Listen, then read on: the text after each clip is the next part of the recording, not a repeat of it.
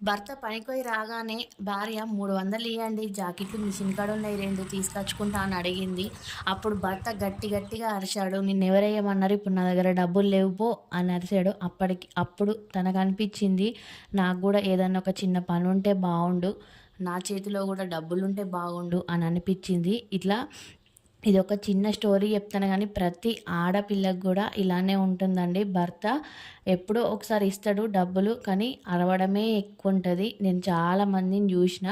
ఇకనైతే మన సంపాదన ఎంతో కొంతనన్నా మన చేతుల మీద మనం చిన్న చిన్నగా ఏమన్నా కొనుక్కుంటందుకు, పిల్లలకేమన్నా కొనియేతందుకైనా గూడా చిన్నగానైతే మనం గూడా సంపాదించుకోవాలి. ఏవో చిన్న చిన్న పనులైతే కంపల్సరీగా నేర్చుకొనైతే ఉండాలండి.